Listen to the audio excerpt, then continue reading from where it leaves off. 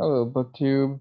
I want to make a kind of TBR video for October, and it's not a lot of books, so I figured I would also do a bit of recapping what I've been reading lately. And so one of the first things that I've been kind of reading is on my e-reader, the a few essays by G.K. Chesterton from his collection. This is a complete works of G.K. Chesterton on my e-reader. This is the one collection I've been reading from his is, I think, the Tremendous Trifles, which is like a collection of columns. And he's very, very good writer, to just a prose stylist. He's very quotable and witty, and he kind of subverts your expectations about kind of the topic that he's talking about and what he draws from it. I find him very thought-provoking. Another kind of collection I've been reading is Thomas Mann's short stories. I've read the first two in here, which is combined, I think, around 50 pages. Really enjoyed them both. I really enjoy everything that I've read from here. And I think these are some of his earlier works, and they really inspire me to want to tackle another one of his novels, but that'll not be for a while yet, because I really can't afford to read a big philosophical novel right now. But it's glad to have some shorter Mann here. And then another book that I've been dipping into is essays by George Orwell.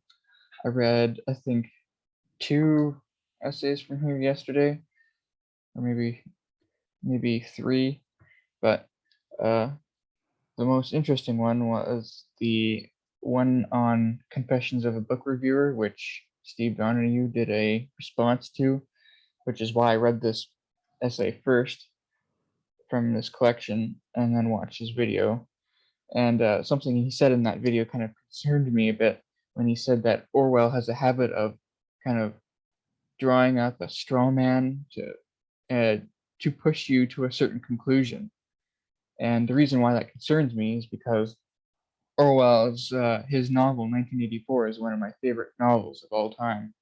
I've read it like 4 times already, and I just love that novel a lot. And it made me kind of reconsider my thoughts about that novel. What is Orwell doing in that book, and how is he trying to like force a conclusion, or is he trying to force a conclusion? And I don't know. It's been a while since I've read it, so I can't really say I've read it too critically. Even though I read it 4 times, I've read it mostly just delighting in the world that he creates, even if it's not as well written a novel or like well constructed.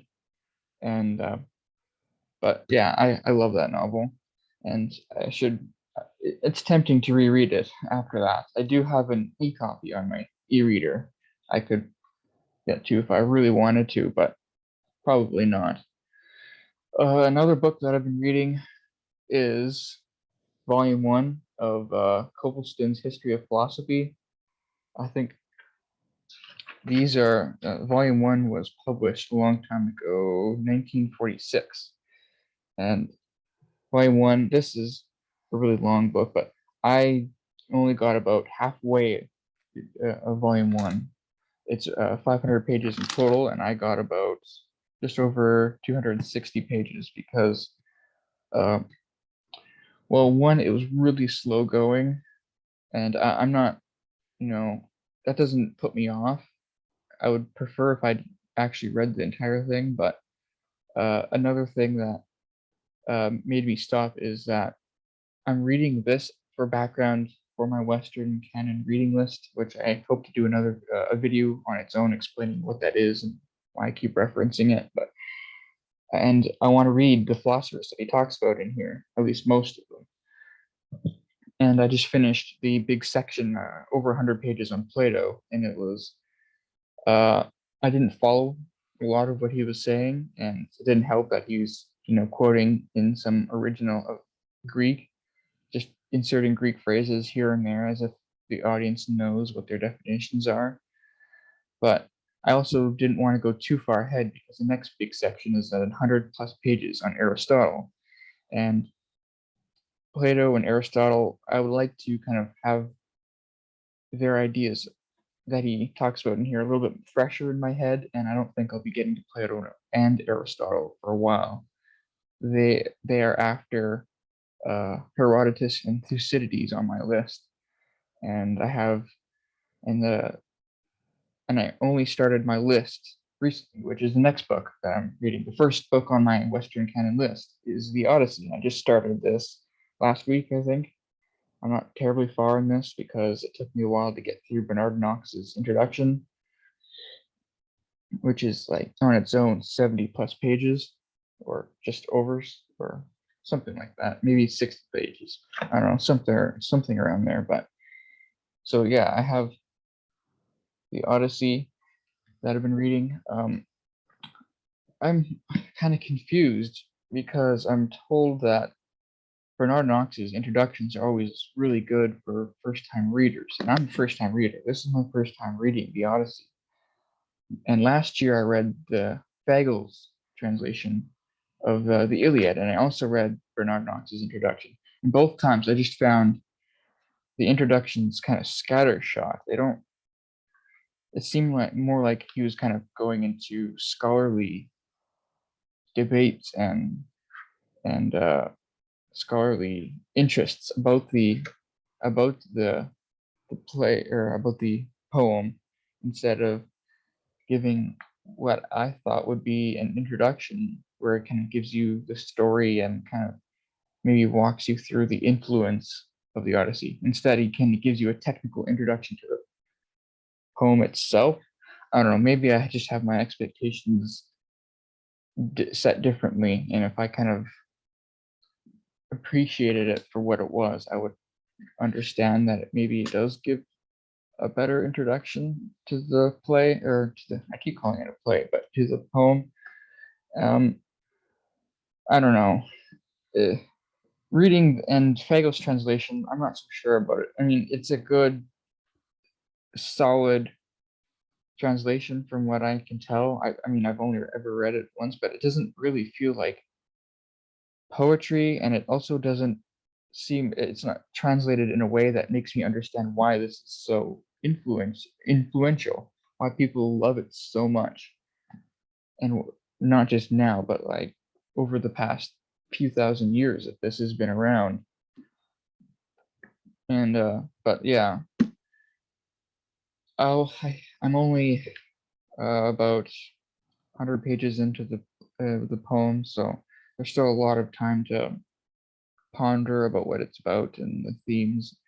And I do plan on reading more translations of this, but in the future. But for now, this will be my introduction to the Odyssey. And with this, that means I'm starting my Western canon list, which I've been pondering for almost a year already, or sitting on for almost a year. So it's a big deal for me to start this. It'll probably take me a while to kind of get through this with all my other readings for school and stuff, but I also have 3 smaller books, or 3 books also I'm hoping to maybe get to. I guess before I introduce those, I should talk about another book that I completely unexpectedly started reading just yesterday. So yesterday, Matthew at Mayberry Book Club and Steve Donahue made a video, I think it was yesterday, maybe the day before, made a video introducing their read-along for October. And it was The Vampire Lestat by Anne Rice. And so I looked it up on Kobo, and they had a 3-volume omnibus collection of the first 3 books in the Vampire collection, Vampire Chronicles by Anne Rice. They had it on sale, and I bought it. And I started reading the second book, The Vampire Lestat. I think that's how you say it. And it kind of sucked me in. I'm not one to usually read books like this, but been trying to kind of open my horizons a lot more, and I think just books that suck you in like this. I need to read more books like that because it can be tedious when I'm reading are books like these all the time in between all my studies. And so having something fun like this, I think, is a necessary change for me.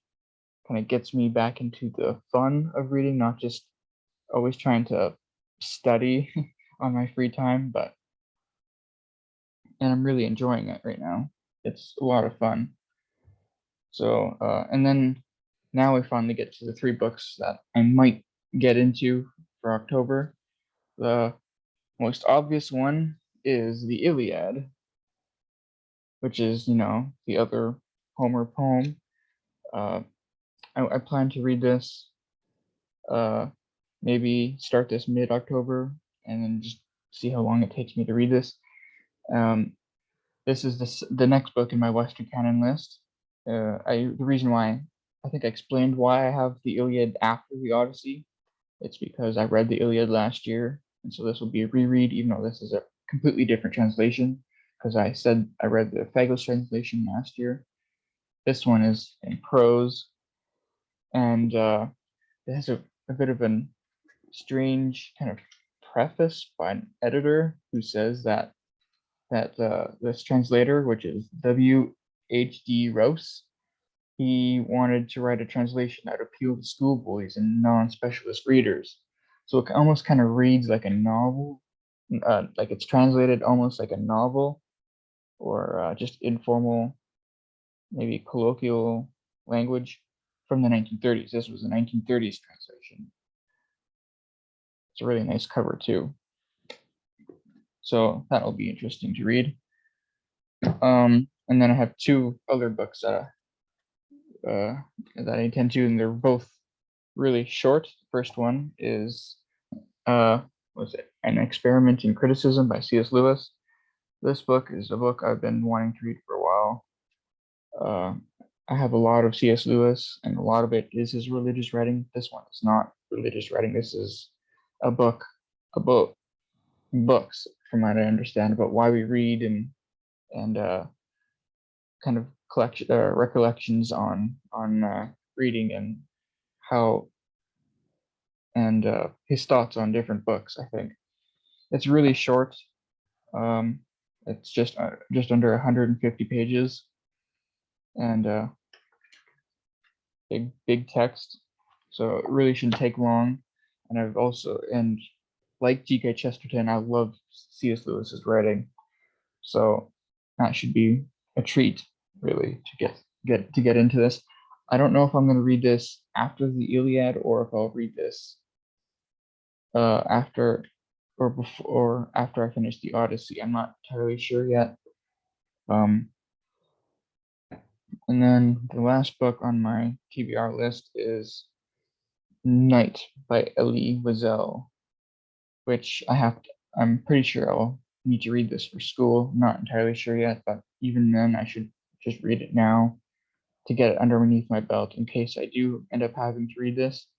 And for my education program, I might even have to teach part of this. So, and I've never read it before. And even for undergraduate English essays, I like to read the books that I have to write on twice at least. And this one's short, so if I can get it to it now, and then I do have to maybe teach some of this, or at least know the book, I can reread it at that time. So I'm not entirely sure how this fits really into my schedule, but I'll slot it in somewhere. So there we go. That's what I'm reading now. That's what my TBR looks like. So yeah, that's it. Thanks, BookTube.